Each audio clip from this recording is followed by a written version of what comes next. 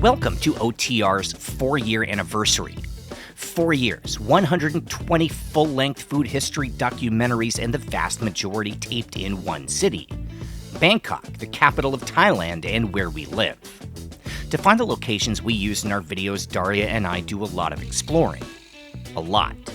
This is my Google Maps. There are 1,974 pins within an easy drive of our home, each representing a street cart or restaurant that we have actually tried. And while a lot of our favorite places have shown up on the channel, some haven't. So today we're bringing you along, taking you inside our version of Bangkok. And while we're at it, we're diving into our own story, talking about how all of this started, how we got here, and why I'm the one on camera, when it's Daria with a 3-star Michelin background. We're bringing you along for a full day of some of the best food in Bangkok for a special occasion video, our anniversary, today on OTR.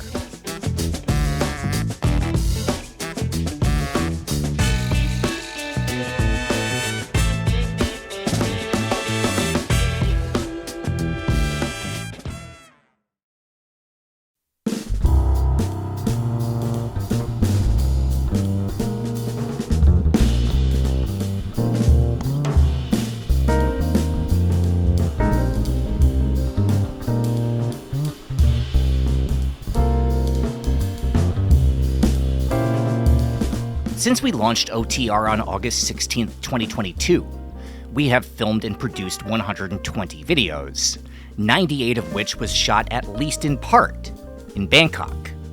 In this one city, we've covered everything. Thai food, of course, but also Burmese, Filipino, Indian, and pretty much anything we need to tell stories about any part of global history.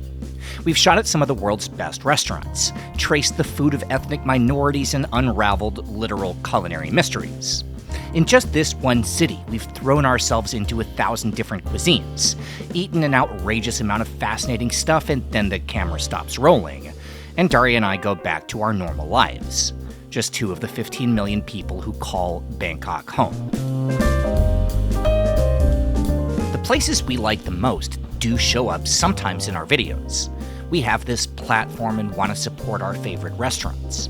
But it's not always easy, and so for our anniversary, I asked Daria, who knows this city a lot better than I do, to make a list of the biggest oversights, or at least the spots she goes the most off camera.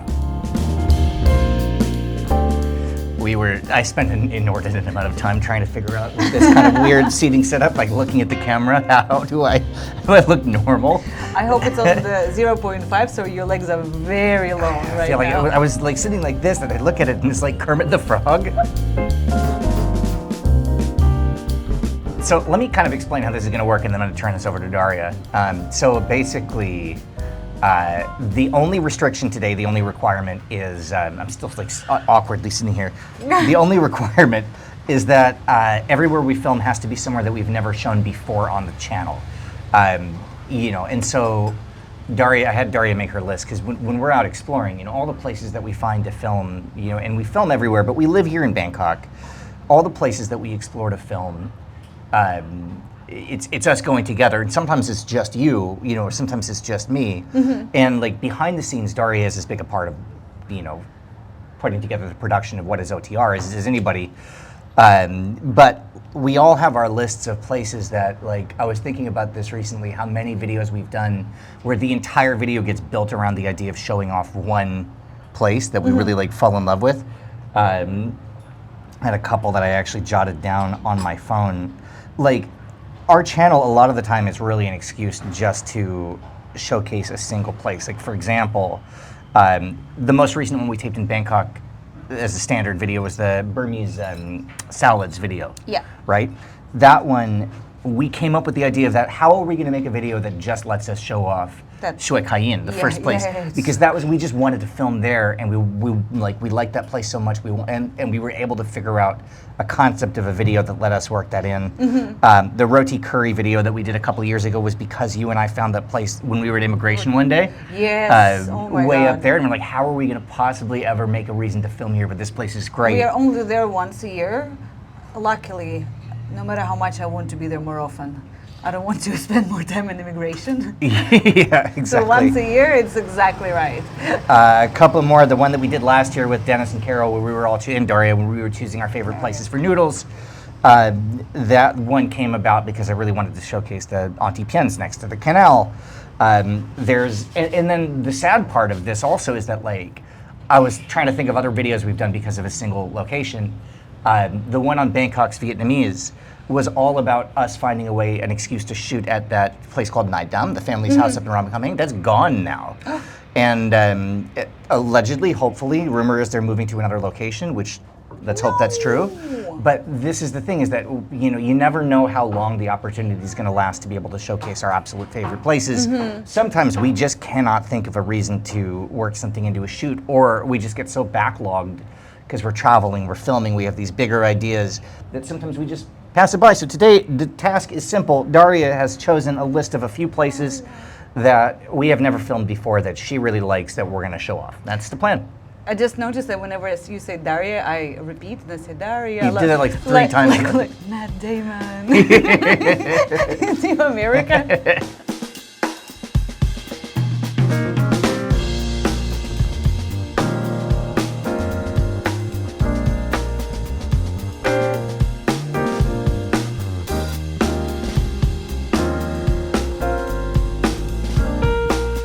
Today is the 4th anniversary of OTR. But if you went back one more year to the fall of 2021, you'd find Daria and I in China, where we'd lived for a very long time.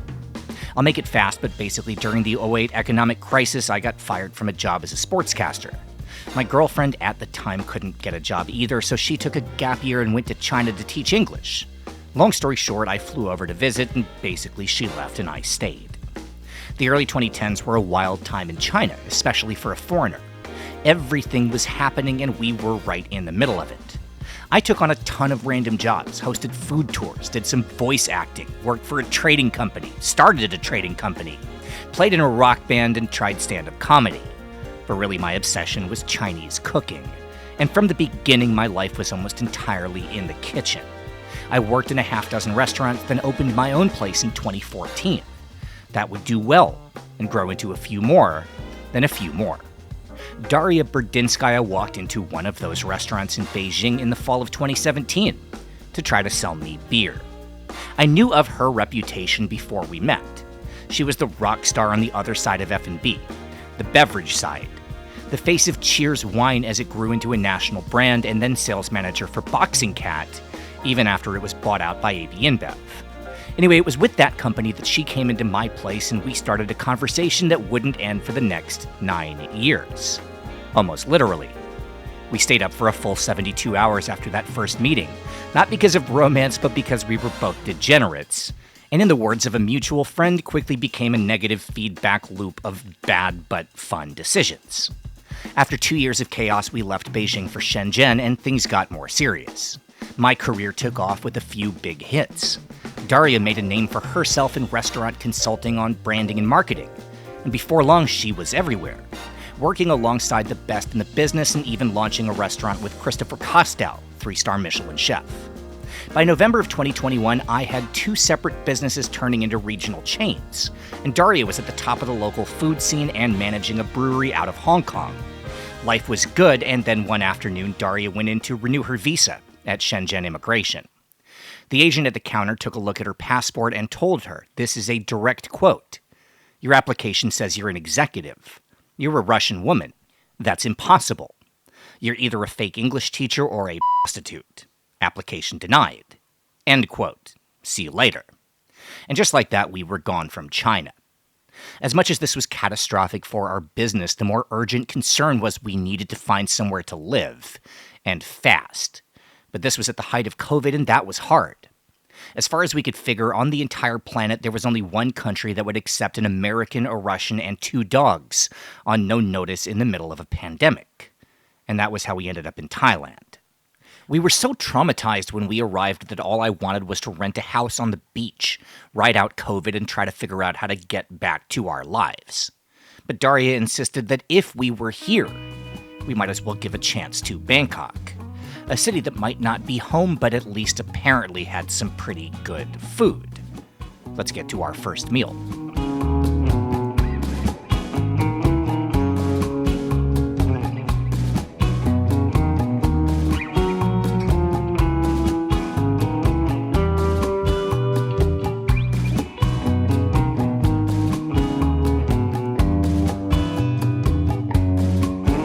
In the hip and funky neighborhood of Ari, there's a place with a restaurant concept so ridiculous, so genius, that I'm pretty sure in 5 years it's going to be a national chain. And I'm being completely serious. The specialty is American fried rice, which, if you remember from one of our first videos, is rice cooked in ketchup with raisins, hot dog, and anything else that screams red, white, and blue. It's absurd, the kind of thing beloved in elementary schools. But here at this restaurant, it's treated like it's serious business. Elevated with stuff like house-smoked sausages and confit chicken leg. It's trendy, absolutely delicious, and Daria's first restaurant selection.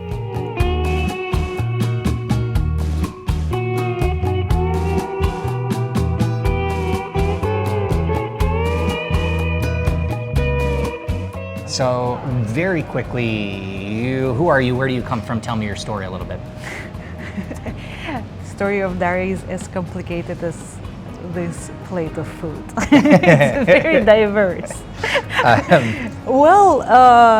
It was a rainy Thursday afternoon in 1990 when this beautiful person was born. No, I don't know. Like I was born in the far east of Russia.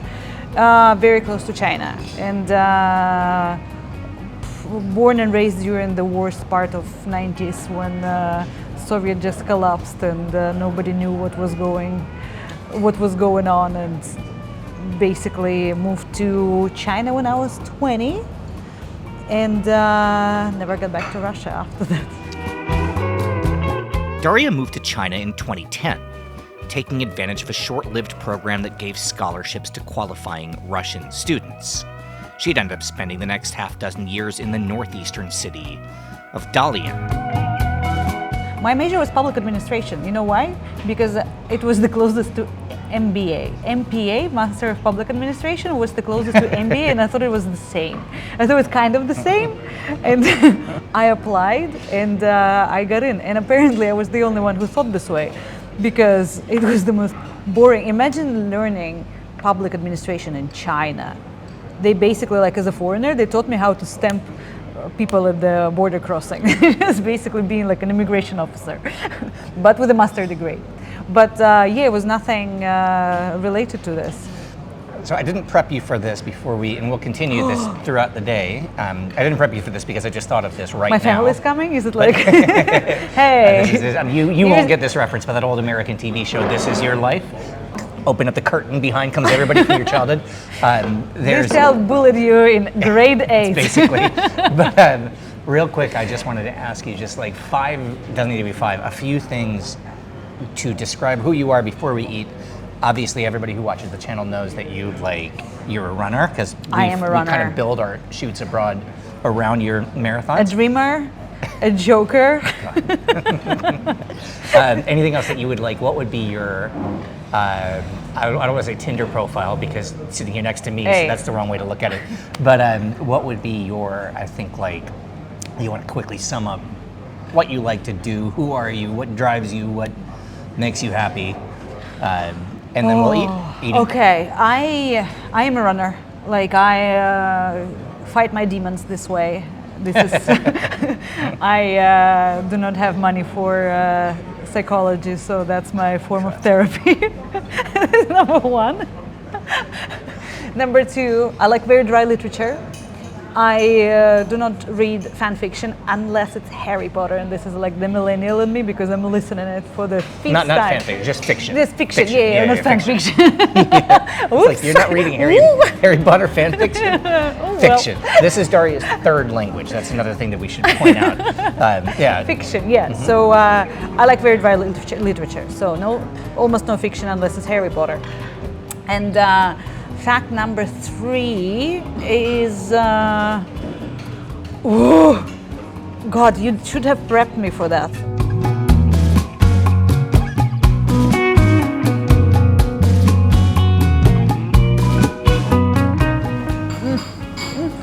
All right, let's see if you're better than me. Tasting notes. Very ketchupy. It is ketchupy. It is very rich. It has egg, and it is oh my God, no, how do you do that? How do people do that? How does Gary Butler do that? I know, it's so hard. It's so hard. Mark Wiens is so... It's macaroni. It's basically just... Researching history is so much easier than giving tasting notes on food.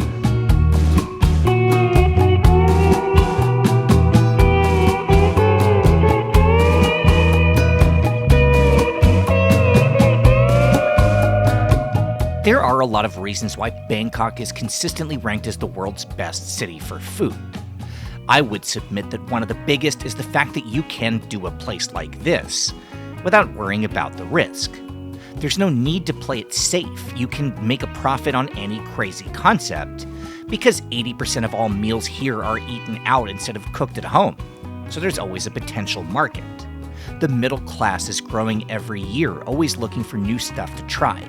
Ingredients are affordable and world-class. Commercial rent is relatively cheap and salaries for staff are still incredibly low, which is not actually a good thing, but it does keep overhead manageable. And it's not just creative Thais who open interesting venues. For the 2.5 million foreigners, immigrants, and refugees, setting up a restaurant or food stall can be the best available option. And beyond Thai food, there are countless places to eat, serving the cuisines of everywhere. It is absolutely impossible to express how great a city this is for food exploration. There are secrets on literally every corner, and with more than 200,000 F&B venues just within the borders of Bangkok, you could do nothing but eat nonstop and never get bored. And that is pretty much exactly what we did when we first arrived. For Daria and I, coming here was a perfect storm. We were both F&B lifers suddenly trapped in the world's best food city with no jobs, nowhere to go, and money in the bank. We fell hard for this city. Our first 6 months in Bangkok were incredible. Every single morning, Daria and I would wake up, walk the dogs, then head out for a full day of exploring. Sometimes we'd pick a restaurant in the Michelin Guide or from a Gary Butler or Mark Wiens video and go from there. Sometimes we'd just choose a pin at random and walk around getting in every line we saw. We started getting serious, trying to understand this place that we suddenly thought might be our new home. And diving into Thai food opened up an entire new world of stories. I'd always been interested in food history, but here was a region I knew nothing about, and I wanted to change that. It wasn't unusual for us to eat at 10, 12, 15 restaurants in any single day, at least trying 1 or 2 specialties and getting to know the owners, without realizing it laying the groundwork for what would become OTR. 6 months after we arrived, the inevitable happened and our Chinese income dried up. My restaurants fell apart in my absence and Daria's contracts were long done. Playtime was over and we needed to get back to work. But right around that time, my best friend from China decided to join us down in Thailand. And along with his wife, they moved into our house while getting situated. Chris and Steph from Chinese Cooking Demystified. It was Chris that saw our Google Maps and notebooks full of research and suggested doing YouTube. But there was one major problem, which is that even if everything goes right, YouTube barely pays anything for the first year, maybe 2, and we needed money now. So Daria stepped up and decided to take a terrible job working for a terrible company to give me the time and freedom to start this channel.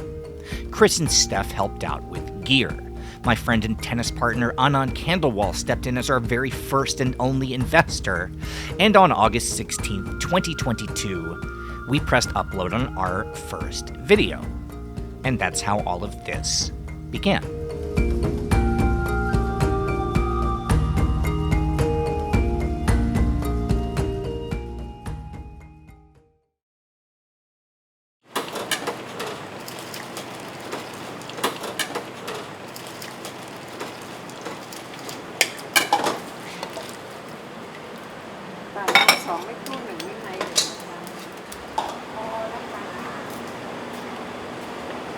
So we moved here, we came here, I still had my restaurants in Shenzhen, you were still working for this Hong Kong brewery, but neither of us had access to work, so we had about 6 months here with nothing to do, and all we did was just explore for food. We both kind of fell in love with Bangkok and with food again, and this was one of those places that we found a lot of OTR. What OTR started with was places that we found in our 6 months of not working, every day going out exploring for food.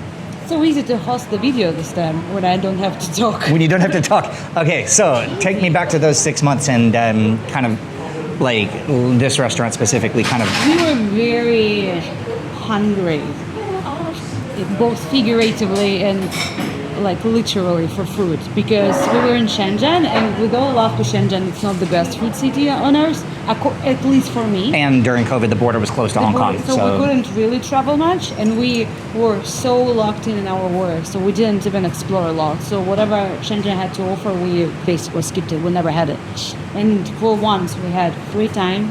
We had one of the best cities on earth for food, and we had again, unlimited amount of time to explore. And so we would just basically every day wake up, have our coffee. That's how the coffee started, probably. And then we would pick a location in the map and just go and explore. And sometimes there would be nothing. Sometimes we would find something that we keep coming back next 5 years. And but I think I found this place on my own. You found this someplace on your own and you told me about it. Yes, so thanks to Nikki, British Girl Abroad. So she recommended me this place. Is that right? Yes. Okay. I think I posted something in OTR. I think it was the Canadian place, which is a really good place in South 16. Remember? We never filmed it, or did we? Yeah, we did. We did. Canadian. We did, yeah. So yeah, I was there, and she texted me, try this place. I've been going to this place for so long. And the next day I was there, and yeah. Soup noodles are one of those things that's everywhere in Bangkok. And it's there's a lot of places that deserve accolades and recognition, a lot, and we're not only trying to spotlight this one, but it's just astonishing to me that this place, here since 1968, it's chicken wing noodles is their specialty, and so it's a chicken stock, a chicken broth, and they braise the wings in it, and it's in the noodles, and you can add pork or not pork, and noodles and different kinds, and they have the wontons and the crispy fish skin, but really it's chicken wing soup noodles here for 60 years, and it's so devastating to me that how many have gotten kind of social media popular, and this place just hasn't. And you look, and this is the middle of kind of lunchtime, and we're in the middle of Sukhumvit, and nobody knows it's here, but this is kind of, we were talking in the first place about those spots that we built an entire video around that we've been trying to figure out how to work this into a shoot for a really long time. So thank you for choosing this. Yes, finally, and this is a Daria find for sure.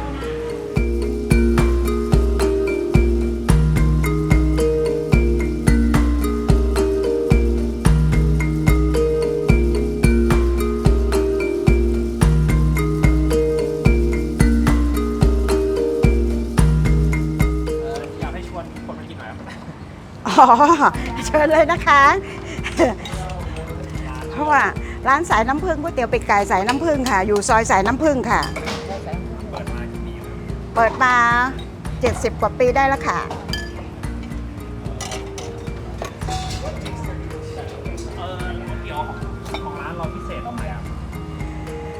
ก็ส่วนมากคนก็จะชอบปีกไก่อะนะ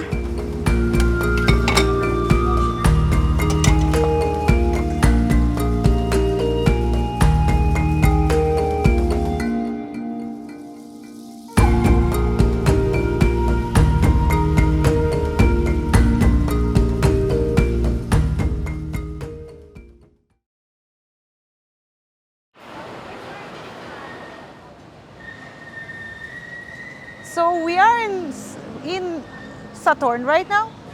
It's the old part of Bangkok. So basically when we moved to Bangkok, we didn't really know where to stay. And I think after a couple of weeks we traveled here, and I regretted so much that we went to a different part, and I immediately wanted to move here because this is like one of the cultural downtowns of Bangkok, that I come way more often than Adam does. Go this way.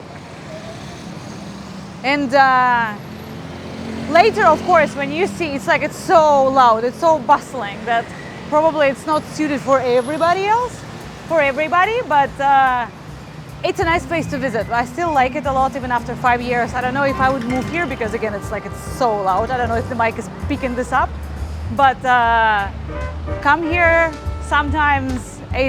It's a must for me.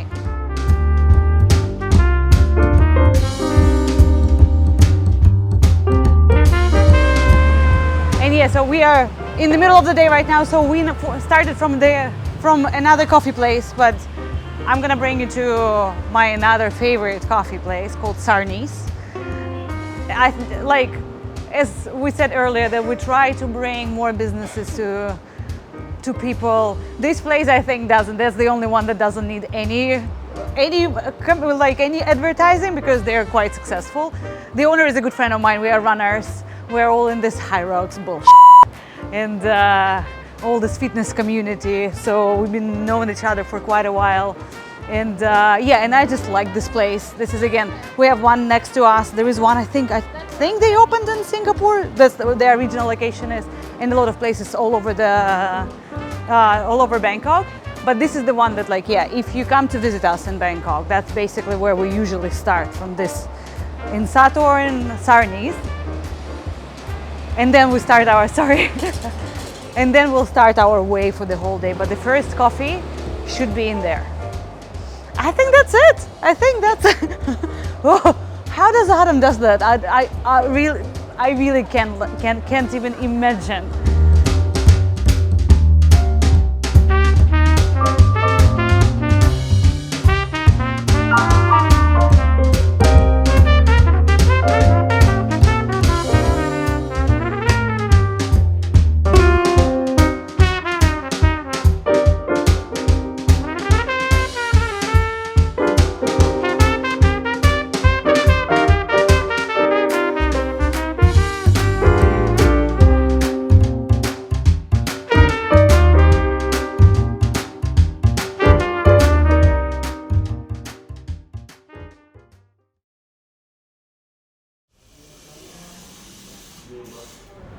The transition from being a 7-Eleven coffee drinker to a coffee snob, I believe for you started here with this specific Coffee, yeah. right? Gonna give me some tasty notes? Oh God, it's like whiskey.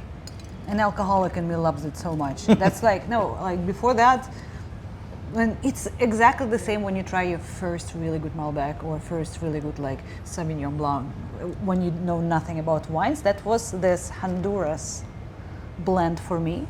It's I don't remember even, I think I was with Tammy and she told me that okay, this coffee is gonna change your life. And I remember at that point we were so broken, it was 150 baht, which is $4. And it was so expensive. But we got one and I'm like, oh, you know what? I didn't believe in God, but here I am right now. This is so good. This is something else about Daria that we need to point out. I'm talking about being broke. When we started the channel, and again, I've told this story before, but when we started this, part of the reason was we needed work. We left China both thinking that okay, we're fine. I've got my restaurants that are succeeding in China and Daria has her beer business. We came here and everything was golden, and then things sort of fell apart on that end. Business partners, things didn't go well with me not there, and so all of a sudden we realized, man, we need to work. We need to figure something out. There was no job market in Bangkok. It was still COVID. The job market's not great in the first place now, unless you're transferred here, right, as a foreigner. Or you start your own business. Mm-hmm. But I didn't speak a word of Thai at the time, so opening a restaurant wasn't really an option. We didn't really know the city. So the YouTube channel was a big commitment to, okay, even if this works, it's going to be a couple of years before we have any kind of revenue coming in, mm-hmm. which means, Daria, are you cool to be... I became a breadwinner. And literally, you, Daria, was playing a big role behind the scenes, but the bigger thing for you with the channel in the beginning was that we were living entirely off of your work, which was for a few months with this Hong Kong beer company still, until that was no longer viable, living here. And credit to them, to Young Master, for keeping you on payroll as long as they did. Great company. And then you had a little stint with the plastics factory that we're not going to talk about. And then in the fitness world, and right now you are in the fitness space, where I wanted to be. I actually kind of as every millennial girl, I manifested it. I wanted, because you shouldn't. It's okay. It's mind mapping. Okay. No, I really wanted, because again, I from the very young age, since my cheating in skiing, all the stories, I'm always somehow around fitness, and I wanted to work, either be a part of the big brands or to start my own. And now I'm doing what I like the most. I'm working in marketing and PR within a fitness company, and I'm working for the American market, which is also good for my English and like my skills too. So it's nice. When we put the list together of places for this video, the hardest part was choosing a few. There's so many that you also want to showcase that logistically were a little harder. I know one of the ones that we wanted to show that we haven't worked in yet that you really like. Just as one example, there's the Afghan restaurant up in Nonthaburi. So good. There's quite a few I think that are on your list, but also we hadn't decided when this started that it was going to be, we knew it was going to be Daria choosing her favorites. We hadn't decided it was only going to be places we hadn't shown before on the channel. And when Daria put her raw list together, a lot of your favorites, which we should shout and give a little bit of credit to, and I sent you that list. I just copy and pasted your own list and sent it to you. If you want to quickly read us some of the Now- ones that you wanted us to go to. Cue the music where like your beautiful wife dies in the beginning of the movie, and it's like just little glimpses of her running in the field. So these are some of the ones that Daria either found originally and is just completely in love with, or her favorite restaurants in this entire city that we don't have time to film today, or that we've already, the ones that we've already shown before on the channel. You're gonna read, I'm gonna be like, yes. I'm gonna read, you're You gonna can. read. Okay. It's your list. Okay, Lodolat, our favorite Vietnamese time capsule place, still owned We just, by by the way, at IO Italian Osteria for our last video shoot, or My two shoot. favorite That was the last owners. shoot. We bumped into them, both. and we need to come back. Yep, exactly. Charm Gang / Charm Kong / Charm Cock. Absolutely amazing. My favorite Thai, one of my favorite Thai restaurants existing in Bangkok. So cool, delicious. Koreatown, anything in Koreatown. Again, I'm 164 Korean. This is my roots. So so just like Korea, anything Korea related, it triggers a lot from my childhood. So I actually found this place because it has a Korean store with all the sweets from my childhood, and then we figured out there was a whole area with different Korean places. That's our food obsession this year, by the way, has been Korean barbecue. We took Dennis and Kara. I think that was for. Didn't we all go together to Koreatown? Yeah. Off So channel good. one time? Yeah. Yeah. Okay. Next one, larder, Polish. It's Russians. They want to be Polish. It's something, the culture, the food, everything that I want to be associated with. It has the It's so distinction good. of being not just our favorite sandwich shop, but also our dog's favorite restaurant. They Oh love my it God, because yes. they have dog-friendly snacks and sausages. Muscle Noodles, one of our first, I think, stories, like a one hero story that we made that I found. That you found, and also the Portuguese town, which is one of our earliest videos, was also your discovery. Mm-hmm. But Muscle Noodles, Manel Lanka, of course, Sri Lankan restaurant, that also one of our first ones that we filmed at. Roti, any of your favorite spots. That are 20 of those. that's Any- yours, means my. You. Main. Yeah, that's what I'm saying. That like any of my favorite spots, because there are plenty. There are 20 or 30, I guess, that I can name. And we've shown them on the channel good. before. Roti, the best food on earth. Then Betputin Bukowski. Oh, and kick chop slice now. Was like when Somewhat used to be really new and cool. That was like, we would go and just basically have our Betputin and then go to Bukowski. We celebrate the last New Year there. We did. as Still well. my favorite OTR video, by the way, that the algorithm did not like. So watch that one if you get a Yeah, chance. and Pixie, if you watch it, will love your places. Chula Mi. So this is in Chula University. There are like, I really want to make a video on Chula because like this is the trendsetter of really cool food in Bangkok. This is something that like I learned that if you want, again, as a marketer, if you want to target new flavors and foods, you go to the universities. Young people are like the best audience, and we found one of the best places in next to universities. And this one was like, I don't know, it's very old. This place, this like 50-year-old place, that does just Red pork. red pork and the meat, and we really loved it. Hainan chicken rice, old spot. The one that you still order from online, man, all the time. The best Hainan chicken rice in town. Your gateway Hainan chicken, the one that made you like that category of Yeah, that's true. Faster. Dalian restaurant or Liaoning restaurant. Anything from northeast of China is my favorite, my personal favorite, Bangkok Miang Kham and coconut. We filmed there for Bangkok. This is like something also that this is my favorite. If you ask me to like name my favorite food in Thailand, it's this. It's Miang Kham. It's Miang Kham. I love it. You're a little bit like me with, as Anchorman Ron Burgundy, if it's on the teleprompter, I read it. Coconut Lane, I just separated the lines by mistake. Coconut Lane. Yeah. It's just they are the loveliest people. I just love to visit them. I usually just like work Monday to Friday, and Saturday I have my podcast about, I don't know, either like murderous cult or anything else for 8 hours. Last one was about Himmler for 8 hours. Riding around Bangkok. Riding around Bangkok, listening to my podcast and going to Coconut Lane and just chill there. Burmese place in Pratuna, my new obsession. This is my drinking place. This is my party place. I will also bring all the guests who come right now to there. It's the ultimate best dinner party area for me. Foodland.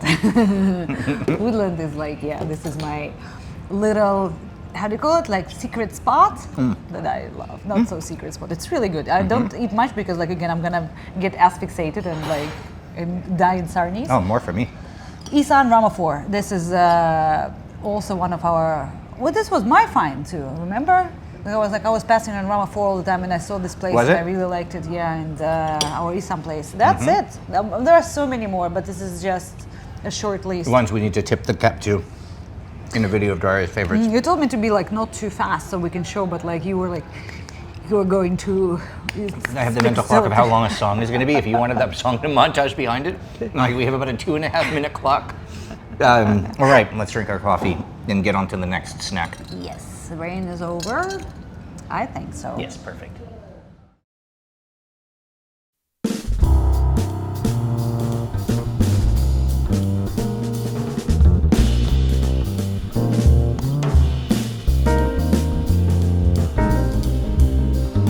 I need to be clear that it always drives me crazy when people assume this channel is blindly cheerleading for Bangkok. This city isn't without flaws, and the negatives are no joke. The transportation planning, for one thing, seems like it was done by a 5-year-old who broke into Dad's liquor cabinet. The laws on craft beer are incredibly frustrating. The streets are always flooding, and the fact that shark fin soup is still legal is a f***ing travesty. And then there's the obvious, visible to anyone who first arrives in town. I get that not everybody has a good experience in Bangkok. When I was a backpacker, I hated it here. I never would have moved to this city unless we literally had no other options. But I was wrong. I'm sorry. Even with all those negatives, this place is magic. The key to unlocking what makes Bangkok so special is to realize there's no Bangkok. It doesn't exist. The city is 100 small towns all jammed together, each with its own character, culture, and in some cases, language and cuisine. If you don't like where you are, go somewhere else. Of the 98 videos we've taped, at least partially here, and I'm just gonna go from memory, we've filmed in Chinatown, in Little India, or actually two, the Punjabi village and the Tamil neighborhood. There was the episode in the Portuguese town, the silk-weaving district of the Champa, and the place home to the Vietnamese Catholics who fled here 200 years ago. And that doesn't even scratch the surface. We've shot stories in a Filipino enclave, a half-dozen Burmese communities, and even more belonging to Malay Muslims. There's a vegan Buddhist neighborhood, districts run by filmmakers and artists, a vibrant Arab quarter, a random island in the middle of everything, and a complete spectrum of every atmosphere from the quiet and traditional to the gleaming and modern. And everywhere, in all of those places, there is food, and it is universally awesome. Have you ever thought about how ridiculous it actually is that right now, Bangkok is ranked #1 in the world for street food and for high-end fine dining? It is crazy to live in a place considered to be at the top of all sides of cuisine. But as anyone who's ever called a global city home can attest, after a while, even the most magical location becomes a routine, and you have to remind yourself not to get stuck in a rut. By 2024, that was us. So Daria came up with the plan. No matter how busy we might be or what we had going on in our lives, we would always leave Thursday nights open. One evening each week where we take turns picking a new place to try or a street we've never been to before to go out and explore. Because Bangkok isn't about finding the best. It's about opening up to the surprises hidden around every corner. And to show you what we mean, this was Daria's most recent Thursday discovery.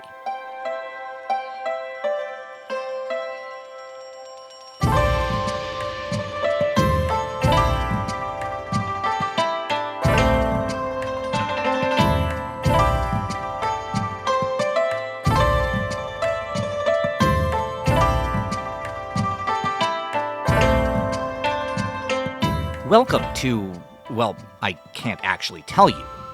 I mean, I can, but I won't.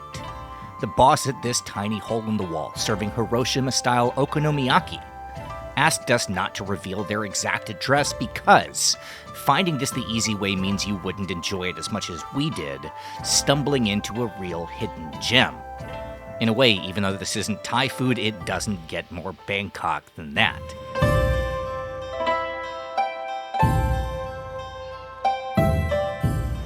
So this is one of those places that's a Thursday spot. So on our, forcing ourselves to go explore the city and find something, that we would never consider, maybe going to for work or for the channel or anything else.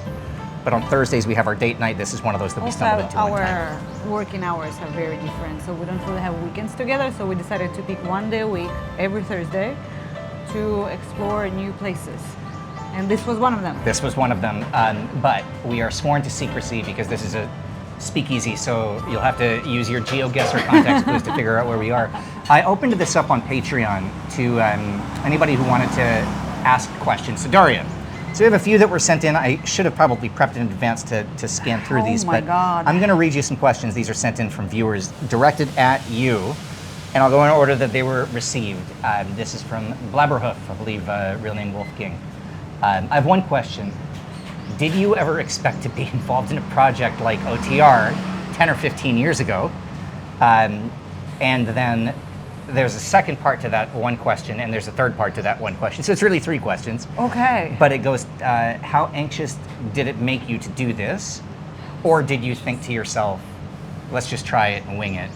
And you were confident in your own. I think that's about you being on camera and being on. You can see throughout the entire video. We are like in the second half of our video right now, and I don't think I'm gonna be as confident as I want to. So yeah, it's always anxious. I'm always anxious whenever I'm on camera. I admire what you do so much because like I would never, if I could, I am such a millennial. I still take my videos in a complete silence. All my stories. It's such a millennial thing, and like all of the Gen Z hate us for this because like I can't talk even on camera. I can't hear my own voice. I can't listen to it. So yeah, to answer my question, am I anxious? Very. But this is also not your first language. It's not your second language. Like you're doing this in English, which is your third language. Daria is constantly telling me, she's like, I wish you spoke Russian. You would see how funny I actually What's am. her name? Sofia Vergara? Yeah. That's her like famous line that like, you don't know how funny I am in my own language. But like 10, 15 years ago, no, I You would definitely not. didn't think about YouTube because we were in China and YouTube was banned. I didn't know you 10 years ago. And we didn't know each other 10 years ago. This one from Kat. I don't think we've heard much about why you ended up in China. We kind of talked about that a little bit earlier today, but if you want to really quickly kind of sum that up again, how did you end up in China? Basically, during that brief window of good China-Russia relationship, we had an opportunity to go and study for free. If you are smart enough, if you are charismatic enough, if the gods of China's government love you and give you a scholarship. And I was one of the chosen ones. I never traveled before. I'd never been abroad before. We had to, can I say it on camera? We had to basically bribe the authorities to get me an international passport so I could leave the country. I'm also going to show you on screen real quick a map of where your hometown actually is, which is super close to, you're on the Chinese border. Yeah, my entire culture is Chinese basically. Like we've got only with OTR I understood the whole relationship, how everything is intervened basically with Chinese, Korean and Japanese culture that we have. Okay, next one, this one from GT2550, and I'm pointing at Troy behind me because we were just having a conversation off camera about running. Troy's a runner. This question comes in, Daria, knowing that you are a runner, what's your favorite post-run food/drink? And has it changed in Thailand versus what it was before you moved here? Beer. I Oh love my gosh, post-Chicago Marathon beer was a good Or one. Chicago Marathon beer is the best beer in the world. Something very controversial that I did 10 years ago when I was a smoker. A post-run cigarette is actually great. Your lungs are so open. You never get so high from a cigarette as after a post-run. Smoking is very harmful for your health. There you go. Just Thank a you very much for that disclaimer. What, 5 years off for you now? More than, yeah. more Yeah, than? I Yeah. think more than 5 years now.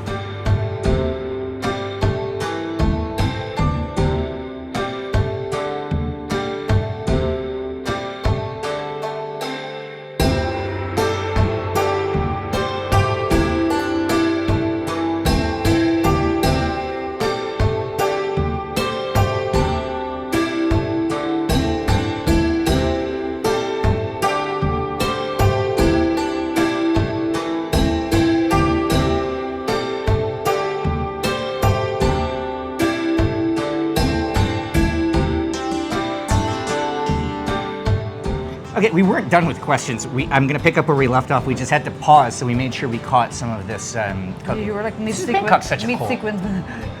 This is such a cool city. It's like there's no, like, this is our kind of representative of our Thursdays. Is a representative of how many like hidden gems are. I remember a couple weeks ago we went to a Harley Davidson motorcycle shop in the middle of nowhere in the far northeast. And there's a restaurant that's only there on Saturdays and Sundays Malaysian food. that does homemade Malaysian food in the Harley Davidson shop. And that's not even our favorite restaurant in a Harley Davidson shop in Bangkok. There's another one. I don't know. It's like this is a city of just so many surprises. This is a really fun one. Let me pick up where we left off with the question about what was it?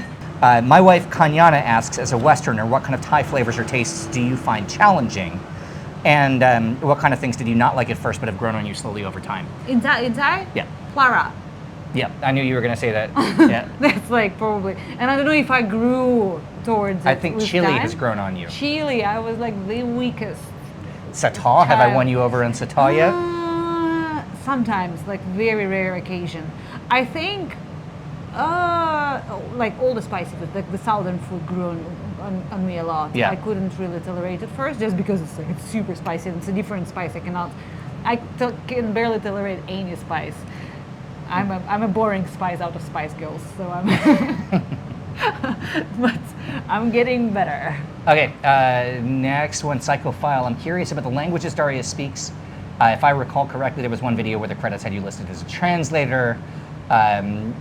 So let me just say this real quick about Daria as a translator in the video. Yes, you helped me with some of the Chinese translations. Daria is often listed as a photographer. She helps me as a photographer for some thumbnail pictures. Really, honestly, Daria doesn't do any of that for the most part for the channel, but there's no real title for what you do. She's kind of a last line of defense. I'm constantly bouncing as I'm working on a video. I'm bouncing ideas off of Daria and making her watch things to see if because I get so bogged down in seeing the same thing 50 times when we're going through draft after draft, I lose track of whether it's interesting or exciting or not. Like a late night show sidekick? So muse? Daria is basically just like she has an undefined production role that is indispensable. So I just give you a title of whatever that title might be, but we couldn't make the videos without your help. But as a translator, how many languages do you speak? 3. Chinese. 中文. Chinese. English, Russian. And some French? I speak like a little bit of French. I can understand some French. My French is very Duolingo learned. So like my dog is sick. I can say this in French. I won't. Thank you so much for answering those questions. We've still got a couple meals ahead of us, but Can I start? You, of course. Yeah. You don't need to ask me. This is your shoot. Oh yeah, I start. You. Everybody eats.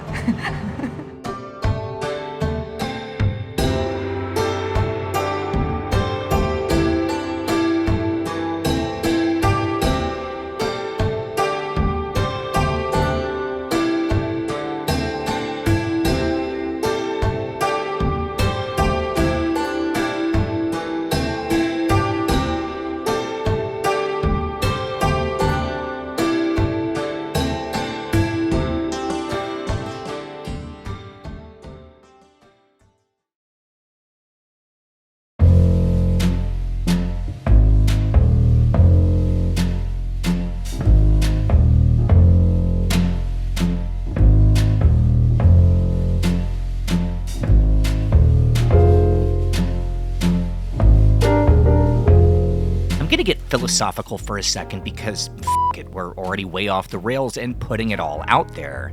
But I don't think Thai food works as so-called high-end fine dining. Now, I'm not saying you can't have a really good meal at a luxury Thai restaurant, just not as good as if you just walked outside and eaten street food. I always used to ask myself one question when I was cooking if I had an idea to put a twist on some classic dish. Does this make the original version better? If not, then what's the point? What am I doing? To me, that's a lesson that a lot of modern chefs miss. But all that said, there are two ways elevated Thai food can and does work. The first is to stay true to the soul of a dish, just to utilize the best ingredients and technique. See places like The Local. I really like Lai Rot for everyday Thai cuisine done perfectly, and on the more refined end, there's the incredible Cham Gang and Aki in Nonthaburi. And then there are places that just have fun, that use Thai recipes as inspiration but craft dishes without constraint, that take an incredible amount of knowledge but push boundaries to new extremes. Charlie Cotter's 100 Maha set a perfect example, or Nam in its first days under David Thompson. Haawm is most definitely in the latter category, deeply aware of tradition yet a giant middle finger to rules and restrictions.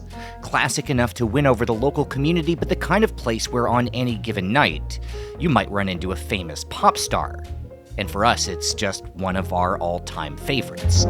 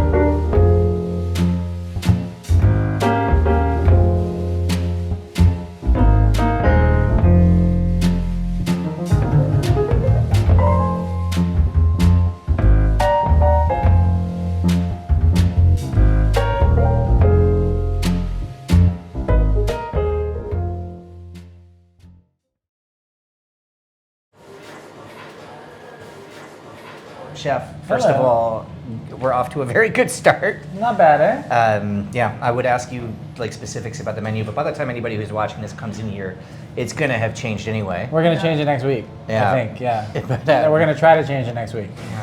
That's it's good that you're changing because now Daria can just like open her little secret pop-up, just stealing all of your recipes from Go the for last it. from the last.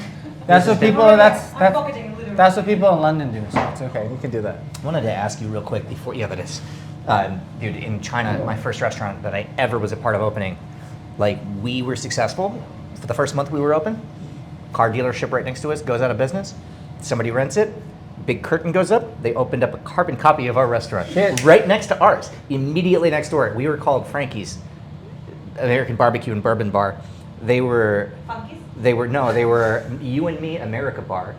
So but they fucked. couldn't find an American flag. They put up like I think it was a Malaysian flag, and everything was just a little. It was just a little bit off. And they knew we were barbecue, but barbecue to them meant like shao kao. So Chinese barbecue. So it was, but with American barbecue sauce. It was almost there. Somehow they did not take a dent out of our business. I love that. Yeah. That's really. form of flattery. That's good. Tell me what we have on the table. Okay, let's see. Well, we have rice. Right? Rice is your main course.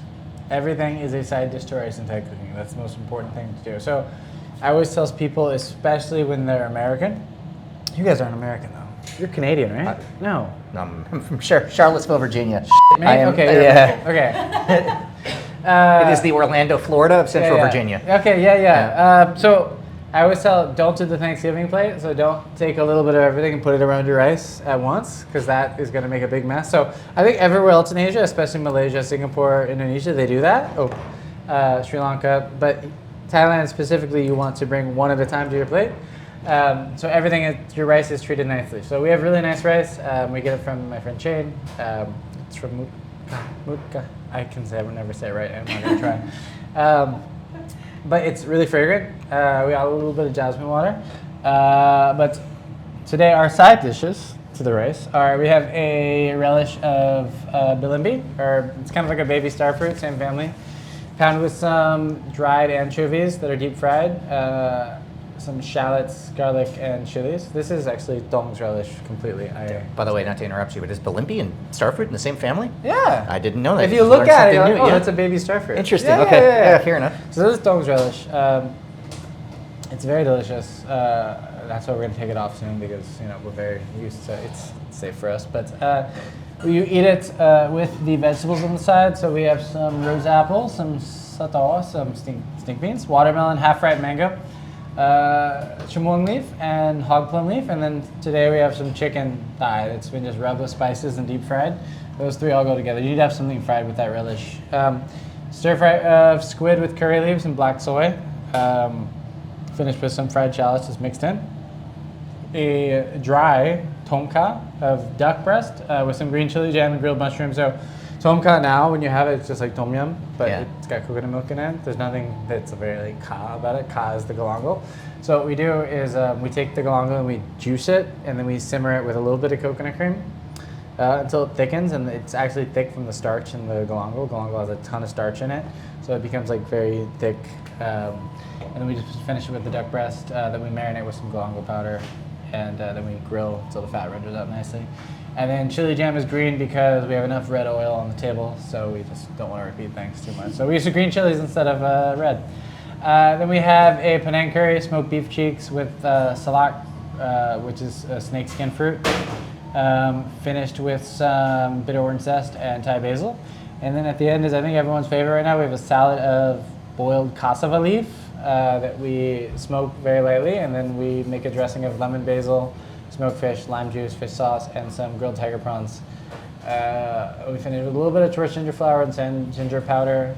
It's really tasty. I think that's everything, right? Yeah. It's the kind of meal that I don't want to let it sit here and die on the table. So we're going to get into it really quickly. But I wanted to ask you, since the whole point of this video is we every once in a while, it's really cool when we see feedback from people who actually have Chef Guy in Klong Toy Slum, or in a couple places in Medan where you visited, and we hear from people that it's actually people who follow our recommendations, which is why we were in Lake Toba in some random restaurant that we put in the video last year when I was down there with these guys, and this group comes in from Singapore to the middle of nowhere in Lake Toba to this grilled meat restaurant where they came down and we just My family thought we paid them. Yeah, exactly. That's next on my list, by the way. So this is a chance for Daria to kind of show off places that are special to her.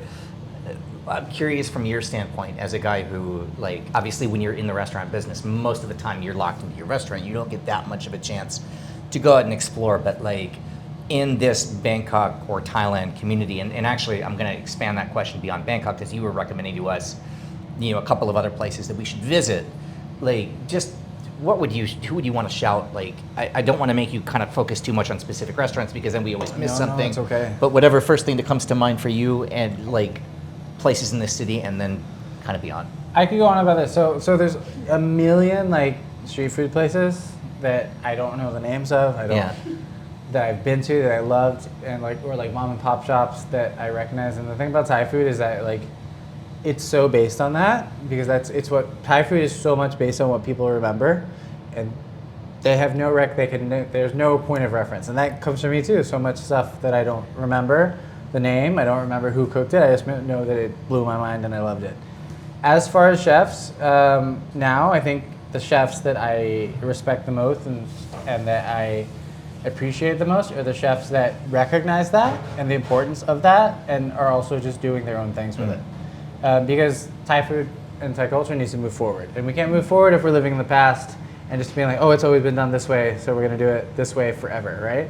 So for me, the three that come to mind, I think the obvious one for a lot of Thai chefs now is David Thompson. I think without David, he's been a great mentor to me. I've never worked for him, which is probably a good thing. That's why we're able to maintain a close relationship. But I think without David, this conversation might not be happening right now. I think he really brought Thai food on the global scale to okay, we can go beyond street food, right? We can make people appreciate it. And then there's of course Prin. Chef Prin is he's the living master now. Like Prin does whatever the he wants, and that is what makes him amazing. Like he travels all over Thailand, and he understands Thai food to a level that no other people do because he is so free with it, and he does anything he wants to do. And like I think Samrup is easily like the best Thai restaurant that has ever existed, the most important Thai restaurant that ever existed. Like, I mean, they change the menu every 2 months, right? So it's like, how does anyone do that? Like it's hard enough for us to change our menu. Like we change often, but like you completely change, do a completely different thing like that, you have to have with that kind of pressure of the expectations that are set on Samrup. Yeah. You know, because the bar is elevated so much from kind of the accolades that they've gotten in this kind of thing. Yeah, no, I agree. I think Bryn is he's a master. And then I love what Charlie's doing with one of you, all of his restaurants. He has too many now to name. But like Charlie also, he does what he wants, and that's so important to do. I think one of my favorite. Forget about one ayuk. One of my favorite Charlie dishes is just the Saiwa pizza at across 100. Because you could do that. Exactly. Like you know. that's like I think in general Thai people are very stuck in the past, and like they're like, I mean like I'm a really good example. I think I've had so many Thai chefs that I respect or like that I look up to be like, hey, you're not Thai, you shouldn't be cooking Thai food. Yeah. But that sucks to hear, right? But it's like also it's like off. You don't know what you're talking about. Right. Like it's like just because of this, like also like in the US I'm not American. I'm Thai. So it's like I don't know. So people that don't care about that obviously get a plus for me. But also it's like in general you should do what you want. And you should like that is cooking in general.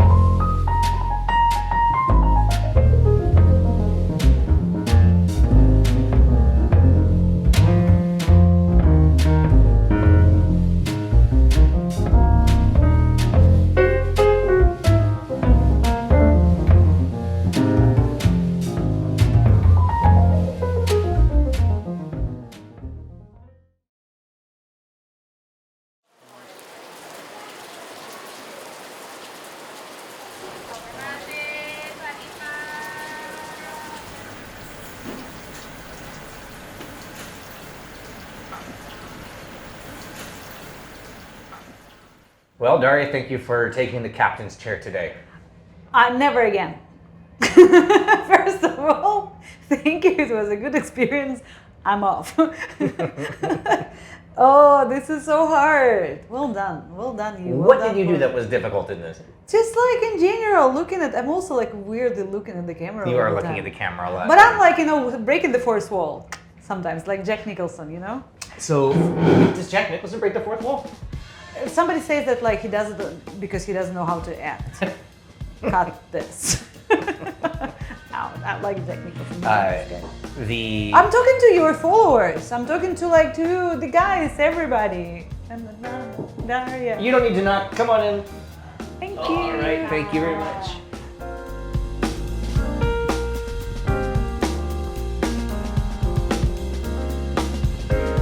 What I was going to say, this whole It's my video. here. Sorry. Continue. I'm out of the frame. No, go ahead. Oh, come back. What do I do?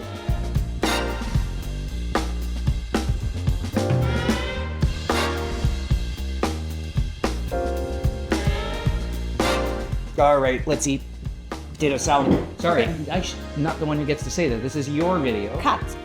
No. Good job. No, but we need to what? I need to also say, subscribe to OTR. Link in the channel, link in the bio, link everywhere. Peace.